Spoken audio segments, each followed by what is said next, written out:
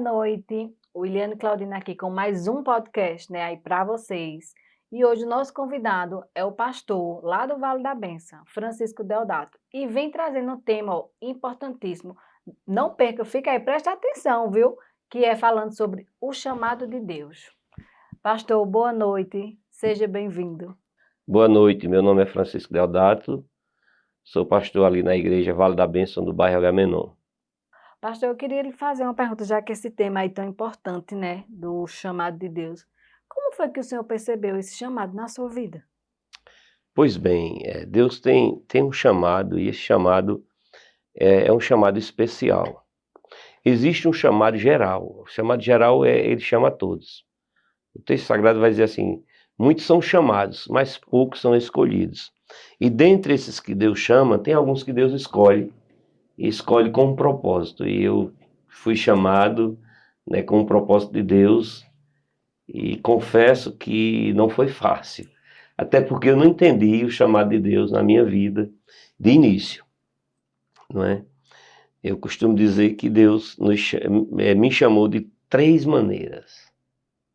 Então vamos lá. Qual a experiência que o senhor pode aí nos dizer em relação ao chamado? A sua experiência.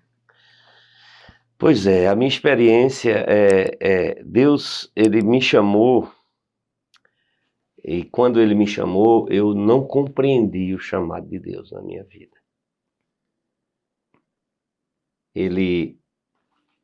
Eu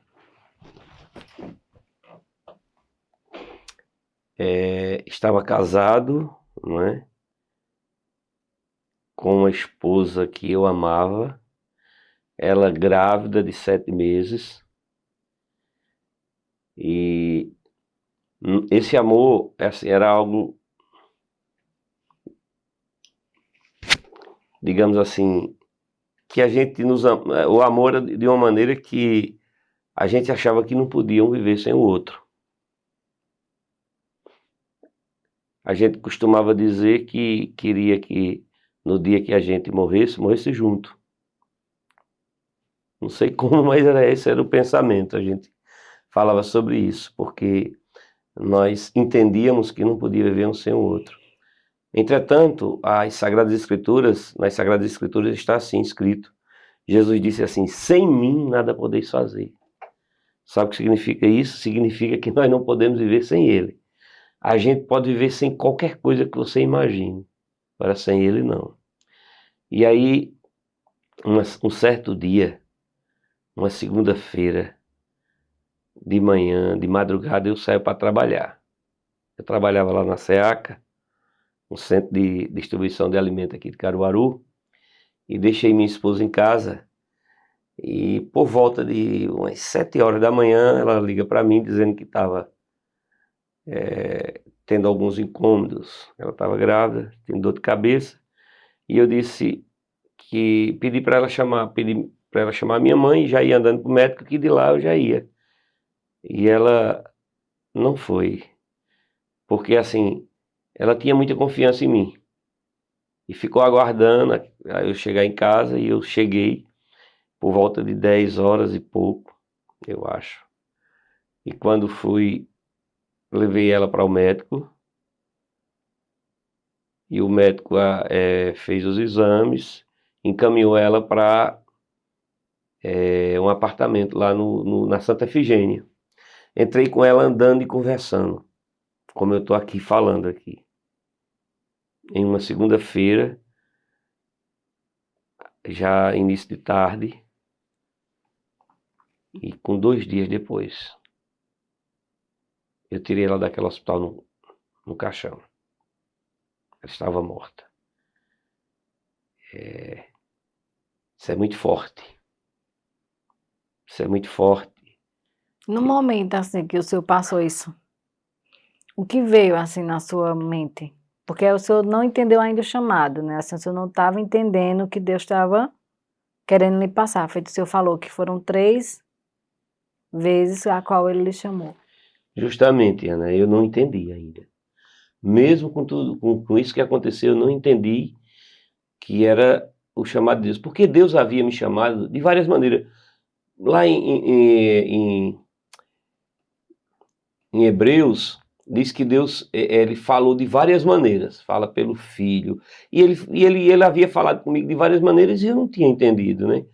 Às vezes eu ia para um culto, quando alguém me convidava, e Deus usava a pessoa que estava pregando lá e eu não entendia, não é? E várias vezes. Às vezes o pregador saía do texto, estava pregando e dizia, Deus está falando isso, isso, isso. E era direcionado a mim, eu não entendia. E eu não entendi, confesso que não entendi essa maneira que foi muito forte, desse primeiro chamado, que foi com a morte da minha esposa. E eu entrei em crise profunda, numa depressão, ao ponto de ficar trancado dentro de casa. Eu saía só para trabalhar, chegava em casa, eu me trancava no quarto e não queria sair para lugar nenhum, não fazia mais a barba, me deu desprezo, não queria tomar banho, são os sintomas da depressão. Sim. Quem teve já sabe como é. E aí o inimigo das nossas vidas, ele colocou na minha mente que eu tinha que tirar a minha vida, ceifar a minha vida, porque a minha vida não tinha mais sentido. A mulher que eu amava já não estava mais ali. O filho que eu estava esperando não estava mais ali. Qual era o sentido da minha vida? O senhor tinha filho nessa época ou só era o senhor e ela? Não, eu tenho uma filha antes desse casamento. Tenho uma filha, não é? Mas com ela era o meu primeiro filho, não é? E aí começou a vir essas vozes na minha mente, para que eu ceifasse a minha vida. Minha mãe, não é? Não sabia de nada que estava se passando. Minha mãe não era evangélica nessa época. Não tinha ninguém da minha família, nem da parte do meu pai, nem da parte da minha mãe. Mas quando Deus tem chamado, Ele usa, faz como quer. E aí minha mãe coloca uma Bíblia dentro do meu quarto. Ela não era evangélica, mas Não. ela era mãe. Era mãe. E Deus usou a vida dela para colocar aquela Bíblia dentro do meu quarto. Ela ainda hoje tem essa Bíblia. E eu comecei a ler a palavra de Deus. E aí eu fui liberto. Deus me fez entender que eu tinha uma família que me amava, que se preocupava comigo. Que ali não era o fim. Não era o fim, não é? E isso que eu citei nesse instante, né, que a gente não pode viver sem Cristo, Deus me entendeu que eu não podia viver sem Ele. Eu podia viver sem a minha esposa, mas sem Ele eu não podia viver. Entretanto, eu saí dali, daquela depressão e agora eu comecei a sair para as noitadas. Deus tirou, mas mesmo assim o senhor ainda não... Não entendi. Ele me libertou daquele desejo de morte, daquela, né? Mas já era o trabalhar, né, ali, já era o cuidado que ele tinha. Isso, Ana, era o trabalhar de Deus.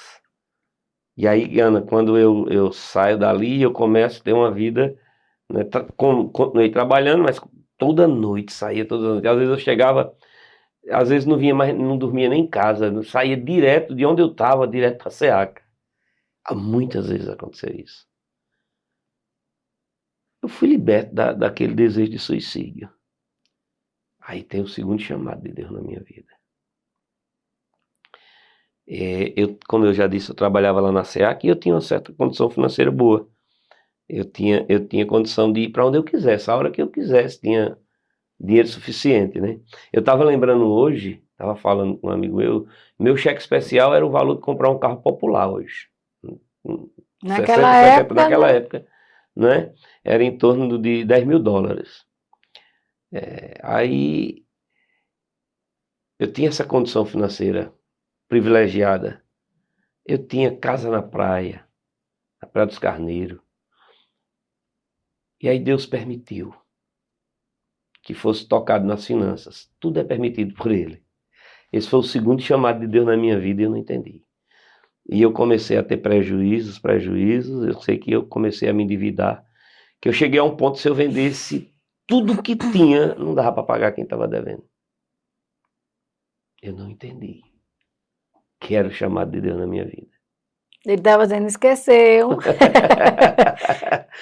Esqueceu que eu lhe dei a oportunidade, você estava, não é? Pois bem, eu não entendi. Porque, queridos, você que está me ouvindo aí, talvez você esteja passando por acontecendo algumas coisas e Deus está lhe chamando e você não está entendendo. Ele chama cada um de uma maneira, né? Eu não estou dizendo a você que ele vai lhe chamar como ele me chamou. Sei que ele me chamou e não foi fácil.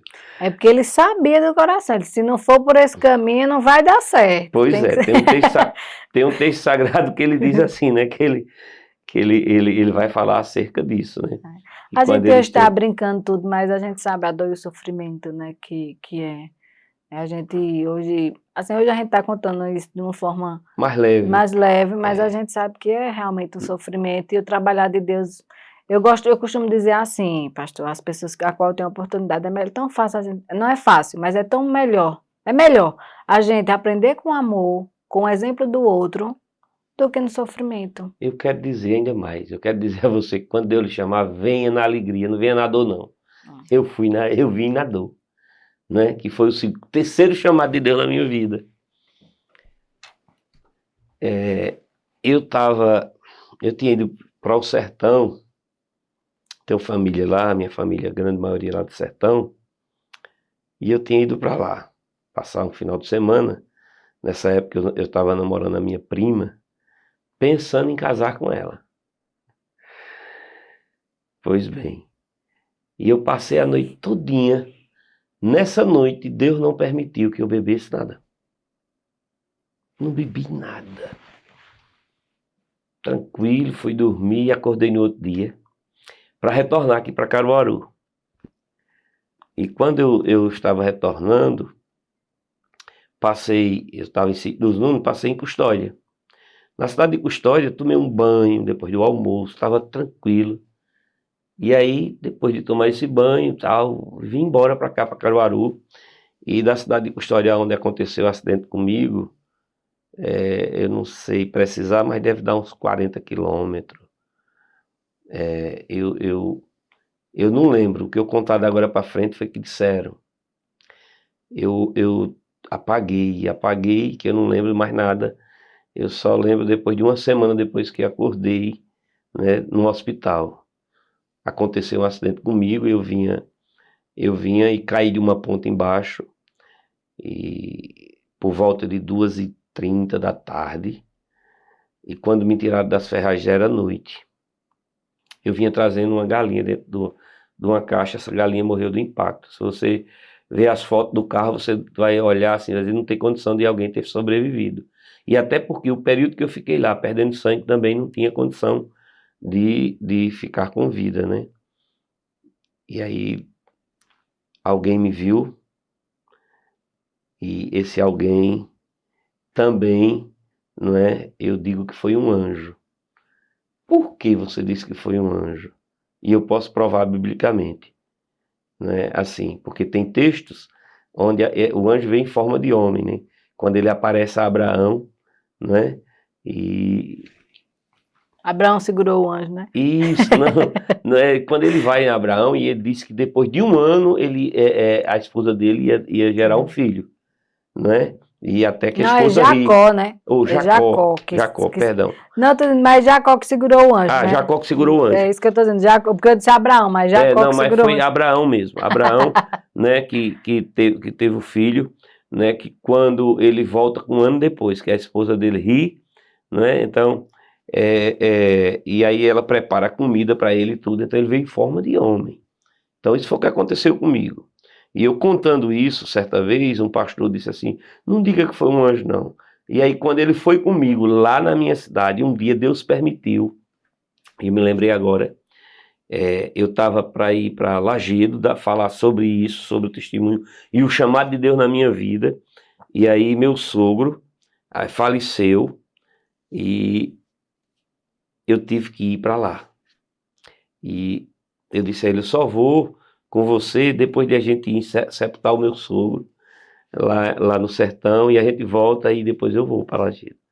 E Deus permitiu que ele fosse comigo para ouvir das pessoas sobre esse acidente, e depois ele disse, pode dizer que foi um anjo que eu tenho, né? Porque aí seu Luiz, que foi quem me tirou das ferragens, esse anjo que veio em forma de mendigo, foi na casa de seu Luiz, avisou que o carro tinha caído embaixo, naquela ponte, avisou as ferramentas que tinha que levar para me tirar daquelas ferragens do carro, e quando chegou lá, seu Luiz disse que aquele homem desapareceu, e ele nunca mais viu esse homem, nem antes nem depois do acidente. Então, eu fui tirado dessas ferragens, e fui transportado para Arco Verde, fizeram os primeiros socorros, e me levaram para Recife. E em Recife eu passei 21 dias no Hospital Português. Fiz 3 cirurgias. E na primeira cirurgia que foi feita, eu tive uma parada cardiorrespiratória. Meus pulmões pararam, meu cérebro parou. E para os homens da terra, clinicamente, eu fui dado como morto. Tentaram reanimar, não é? E depois de muito tempo, quando já iam conduzindo para o necrotério para diagnosticar a causa-morte, Deus me deu fôlego de vida novamente. Então esse foi o meu chamado, o terceiro chamado. Por isso que eu estou assim, né, nessa leveza, mas para dizer a você, quando Deus lhe chamar, não resista não, não há quem possa. Né? Tem um texto sagrado que diz assim, lá em Deuteronômio capítulo 32, versículo 39. Deus diz assim, vede agora que eu sou. Eu somente mais nenhum Deus além de mim. Eu firo e eu saro. Eu mato e eu faço viver. E não há quem possa escapar das minhas mãos. Então, quando Deus chama, não tem como fugir, não. Não tem como fugir. Então isso aconteceu comigo. Eu tentei fugir e aí eu vim, né, no anzol de Deus. É uma linguagem, né, evangélica, eu vim no anzol de Deus e não foi fácil, né? E depois, esse período que eu disse que eu fiquei em Recife, eu voltei para Caruaru. Até aí eu não tinha entregado a vida para Cristo, né? E depois de chegar aqui em Caruaru, vim numa UTI móvel para casa. Tão grave foi o acidente. E era atendido na minha casa, né? Doutora Mônica Fabiana, quem ia lá, fisioterapeuta, me atender na minha casa. E eu quero agradecer a ela, se ela ouvir esse podcast. Você foi um anjo que Deus usou para abençoar a minha vida. Então, depois de um certo tempo, eu comecei a me recuperar, não é? Depois de 60 dias aproximadamente, eu já fui. Ela me encaminhou para ir fazer hidroterapia. Da hidro eu fui para fiso. E da fiso eu tive que ir para uma academia. Isso, um processo que foi, não é? E eu sei que quando eu fui voltar para Recife para fazer avaliação com o médico que me atendeu lá em Recife, ele me esperava já numa cadeira de roda. Eu já cheguei lá de moletas, para a glória de Deus. Porque Deus é um Deus bom. Ele chama e tem propósito nas nossas vidas. Desse jeito. Não resista ao chamado de Deus. Pastor Francisco, eu ia fazer outras perguntas, mas que já se enquadram nessa história a qual o senhor falou. Então, eu tenho assim uma curiosidade, acho que também outras pessoas em casa possam ter, que é em relação assim, como é que a gente pode ver esses sinais do chamado de Deus na vida, na nossa vida? Esses sinais, Ana, é como eu te disse, né?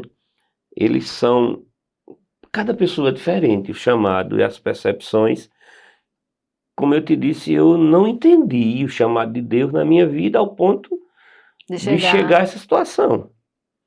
Então, seja perceptível, entenda quando Deus estiver chamando para não chegar a uma situação dessa. Uma coisa eu quero dizer, e eu quero dizer porque meu pastor sempre diz isso, ele diz que quando Deus tem chamado o negócio na nossa vida, não há como fugir. Não tem como fugir. O salmista, eu estive falando antes, o salmista ele disse, se eu subo aos céus, tu estás. Se eu desço ao mais profundo abismo, tu estás. Se eu tomar as asas da alvorada, tu estás. Então, tem como fugir da presença de Deus. Principalmente quando Deus tem chamado específico. Porque existem chamados especiais, né, específicos, e tem um chamado geral. E se tem um chamado específico para você servir a Deus, não tem como fugir. Não tem como fugir, porque Ele foi quem nos criou, nós somos dele, né? E aí nós vamos servir a Ele, né? independente de você ser o que, como for, Ele vai lhe chamar e vai usar a sua vida. E eu quero louvar a Deus, né, por servir a Ele, por Ele ter me dado a oportunidade de viver, né, servindo a Ele. Não tem nada melhor do que isso, é servir a Deus. E eu só queria que você me falasse assim, desse algum conselho a algumas pessoas que estão em casa também, que estão em busca desse chamado também, que não tem um certo, né, um, um certo conhecimento sobre. Por isso que assim eu perguntei, pastor, quais os coisas, mas eu entendi que é muito relativo, É. né? Cada um não tem uma coisa específica. Mas assim, qual é o conselho que o senhor dá para essas pessoas que têm dúvidas dos seus chamados? O conselho que eu dou é que você fique atento, não é? Fique atento, porque Deus usa pessoas, usa crianças. Eu não tem como explicar, mas Ele vai direcionar de forma que a sua vida ela vai passar por aquele local, por onde Deus traçou, e você vai entender que é Deus que está lhe chamando. De uma forma ou de outra você vai entender. Mas uma coisa eu Vai quero ter que dizer, trilhar o caminho, tem que né? trilhar um caminho. E se você tentar sair daquele propósito, vai acontecer coisas na caminhada para que você compreenda, né, o chamado de Deus, né? E o chamado de Deus, ele acontece, ele se realiza nas nossas vidas. Não tem como fugir do chamado de Deus. Não tem como fugir. Não tem. Agora, conta a sua. São coisas que, assim, são coisas maravilhosas, assim, a experiência com Deus, né? Suas experiências. Não é fácil, olha, quero dizer que não é fácil. Quando nós olhamos para o contexto, se nós formos olhar para o contexto do nosso dia a dia, das coisas que o mundo oferece, não é fácil servir a Deus. Parece Porque até numa visão louca também, às vezes, né? Por isso que muito, né? o texto sagrado vai falar sobre isso, o texto sagrado vai dizer que é loucura para o mundo, mas para nós é o poder de Deus. Porque assim, e eu ainda quero falar um pouquinho, só lembrar a respeito do chamado, é uma coisa, porque assim, o chamado de Deus é uma coisa muito interessante, Ana. Porque se você for chamado, não importa como vai ser, mas você vai chegar naquilo que Deus tem para a sua vida. Mas tem pessoas que são chamadas e tem pessoas que se dizem chamadas, é diferente.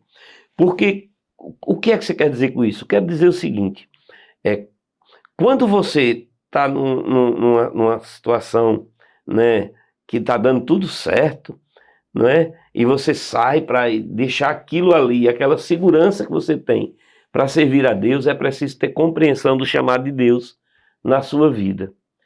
Porque no chamado de Deus você vai viver pela fé. Eu já estou falando num ponto que você falou aí, não é mais uma coisa chama a outra. Porque a gente vai viver pela fé. E viver pela fé, querido, é coisa extraordinária. O porquê viver pela fé é coisa extraordinária? Porque o texto sagrado diz assim, que a fé é o firme fundamento das coisas que não se vê, mas que se espera. E às vezes tem coisas que você deseja e você nunca vai ter. Mas como é isso? Viu? É desse jeito. Por quê? Porque o nosso Deus, o que Ele garante é que você vai ter tudo que você precisa. Agora, Deus não garante que você vai ter tudo que você quer. Não. Porque talvez você saia do caminho, né? Da trilha. Pois é. Uma coisa é certa, Ele não deixa faltar. O que você precisa, e eu me lembro agora, né? Quando Jesus diz assim, quando ele já está concluindo o Sermão do Monte, ele vai falar sobre o problema da atualidade. É a ansiedade. Não é? A ansiedade tem tomado conta da nossa geração. Jesus falou isso há 2000 anos atrás. Ele disse assim, não andeis ansioso com coisa alguma, com o que haver de comer, de vestir, de calçar. Olhe para as aves do céu. Elas não plantam, elas não colhem, elas não guardam em celeiro, mas eu as sustento. O que Jesus estava dizendo? Jesus estava dizendo, ó, que ele cuida das aves do céu, das aves do céu. Ele não deixa faltar o alimento, porque ele vai deixar para a gente, que somos chamados por ele. Aí ele disse mais, disse, olha para os lírios do campo. Eles não fiam, não trabalham, não guardam celeiro. Mas nem Salomão, em toda a sua glória, se vestiu como um deles. Pois bem, esses lírios, que é lindo, extraordinário a nossa visão, eles secam e vai fogo. Vocês não valem mais do que as aves do céu e esses lírios do campo. Então, aquieta o coração, não fica ansioso não. Deus cuida de cada um de nós. Para falar de experiências que eu tive com Deus, muito grande. Só crê quem vive. Porque milagre não se explica, milagre se vive. Já está dizendo, milagre é algo extraordinário. Não é algo que está no nosso campo de compreensão. E só quem faz é Deus, né? E milagre só Deus. Não é? E eu me lembro que certo dia em casa o gás acabou, minha esposa está aqui para testificar o que eu estou dizendo. E eu fui na carteira, não tinha R$1 no bolso. Para alguém que tem uma condição financeira como classe média suficiente, mas eu deixei tudo para servir a Deus. E essas coisas não tem dinheiro que pague. E aí veio no meu coração, mano, uma fé tão grande. E eu comecei a orar. Não lembro as palavras, mas eu lembro que eu sei que eu usei. Tem um texto que diz assim: que todas as coisas foram feitas por Ele e para Ele. Sem Ele, nada do que foi feito se fez. Eu não lembro a oração, mas eu devo ter usado também nesse sentido: Senhor, esse gás foi tu que fizeste. Eu não tenho dinheiro aqui. Mas se tu quiseres, eu não ordenei. Se tu quiseres, tu pode fazer com que esse fogão volte a funcionar novamente. E Deus colocou fé no meu coração, que eu não disse, ó, vê se acende não. Disse com toda a autoridade de Deus. Ele disse, amor, liga aí. E ela foi e ligou. E o fogo pegou. Aí você diz, não, pegou só para terminar aquele almoço. Não. Pegou e passou 15 dias para a glória de Deus. Depois de 15 dias, secou novamente. E aí a moça disse, ora aqui de novo. Eu disse, não. Agora a gente tem dinheiro para comprar. Quando eu fui na carteira, tem dinheiro. Agora a gente tem dinheiro para comprar. Por quê? Porque o texto sagrado vai dizer assim, não tentarás o Senhor teu Deus. Não, Deus me deu condição, agora eu tenho dinheiro, eu tenho que comprar, né? Então são experiências, são coisas extraordinárias que a gente só vai saber dessas coisas na eternidade. Né? Isso é maravilhoso ter esse privilégio. E quantas coisas, né, eu poderia contar aqui, quantos milagres, né?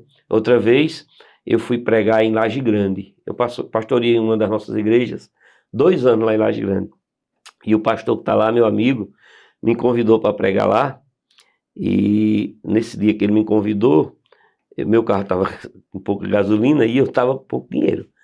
O dinheiro todo que eu estava era R$25, né? E o carro já na reserva. E eu convidei uma pessoa para ir comigo, um irmão da igreja, né? Eu digo, a gente vai no carro dele, né? E certo, quando eu cheguei ele estava com o carro cheio de gente. Não tinha como ir no carro dele, vamos no seu. Aí eu tive que ir. E eu já saí pela fé daqui, o carro na reserva daqui até a Agrestina. Fui até a Agrestina, chegou lá, e eu só tinha R$25, né? E botei R$25 de gasolina. A gasolina nessa época já estava mais de R$5, não teve um período que estava bem caro, mas bom, foi nessa época. Não deu nem 5 litros de gasolina, foi 4 litros e pouco. E foi a gasolina que eu botei. E aí subiu 2 pontinhos assim, no tanque. E eu fui para Laje Grande. E quando cheguei lá, não baixou não, ficou aqueles 2 pontinhos e tal. E eu fui para lá, preguei, foi uma bênção de Deus, Deus fez presente. Quando eu voltei, aí o pastor de lá me deu uma oferta, eu disse que eu vou botar uma gasolina quando chegar lá em Batateira. O posto estava fechado, eu vim embora. E não baixava, estava lá os 2 pontinhos. Aí cheguei em Agrestina, os 2 pontinhos, eu não vou não. Quem vive experiência, quem vive milagre, não vai, não vou botar mais não, tem esse negócio aqui, não vou não. Voltei aqui para Caruaru e ainda rodei aqui 3 dias, para a glória de Deus, porque Deus cuida dos seus, né? Então são coisas que a gente não tem dinheiro que pague.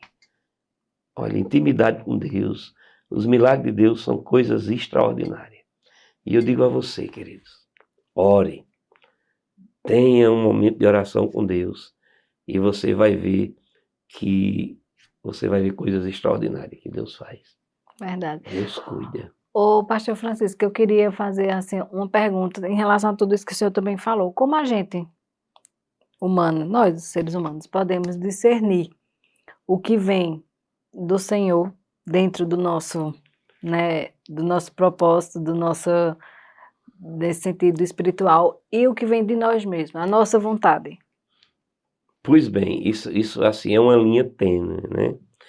Muitas vezes a gente tem vontade e desejo, mas qual é a diferença? A pergunta é essa: qual é a diferença entre o desejo do nosso coração e o desejo de Deus?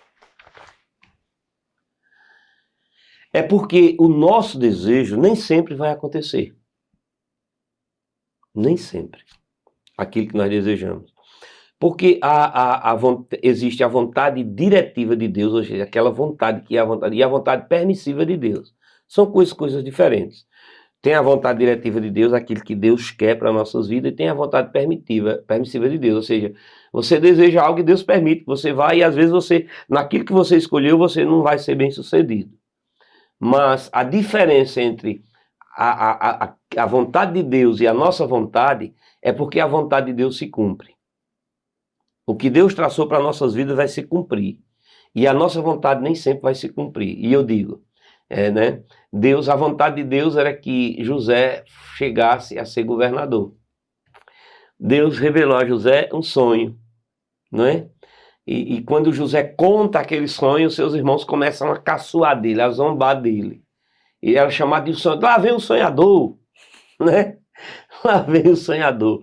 Mas para você ter uma ideia, você sabe o que passou na vida de José, o que José passou para chegar onde Deus tinha mostrado a ele o sonho, né?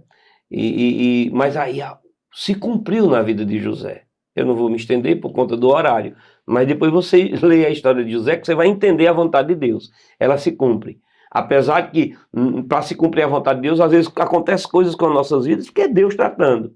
E as nossas vontades, elas nem todas elas vão se cumprir, as nossas vontades, né? Porque a gente às vezes deseja algo e Deus sabe o que é bom para mim e para você. E aí o que não é bom, Ele não permite. Se você for um escolhido de Deus, Ele não vai deixar acontecer. Aquilo que pode, né, ter uma perca muito grande para a sua vida, Ele não vai deixar acontecer, né? E eu costumo dizer, usar uma figura de linguagem. Você que é pai, porque Deus é o nosso pai, Ele sabe o que é melhor para nós. Você tem um filho. Você não vai dar um carro a um filho de menor, muito pequeno, que esse carro pode ser uma arma fatal para a vida dele, letal, pode tirar a vida desse seu filho. Então é Deus. Então às vezes a gente quer coisas que não vai ser bom para a gente, Deus não permite, né? Ele vai dizer, né, usando Tiago, né, que a gente às vezes pede coisas e não pede como convém. Como convém, né?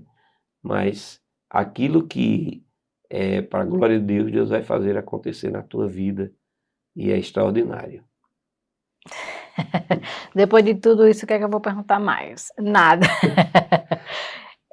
Brincadeiras à parte, né? Mas assim, depois de toda essa sua experiência, de tudo isso que o senhor passou, desse chamado que o senhor teve, né?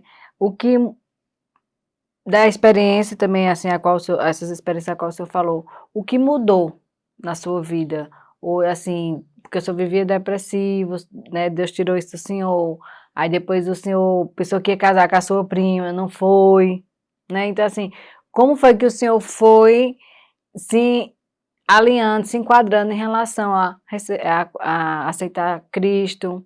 Como foi que foi esse, assim, um resuminho desse passo aí, para que as pessoas possam entender essa parte também da sua vida, né? Pois é, mudou, foi uma mudança muito radical na minha vida, não é? É, eu no dia da minha conversão, foi muito forte, porque assim, Deus estava usando a vida do pregador, né, pastor Oswaldo, e era como se ele tivesse com o diário da minha vida. Deus começou a ministrar o meu coração e eu comecei a ficar, né, querendo me esconder, porque às vezes a gente quer se esconder, quando os nossos olhos espirituais são abertos, nós vamos ver quem nós somos, pecadores, e um Deus santo. E aí a gente fica querendo se esconder. E aí aquele homem usado por Deus faz um convite ao chamado de Deus, e eu não tive forças para sinalizar, levantar a mão e dizer, eu quero entregar a vida a esse Deus. E aí Deus usa a vida do pastor Zileno e de Paulo, um amigo, e me levam ali à frente. O pastor Zileno, ele estava dirigindo o culto. De Paulo, ele me leva ali à frente. E eu entrego a minha vida a Cristo.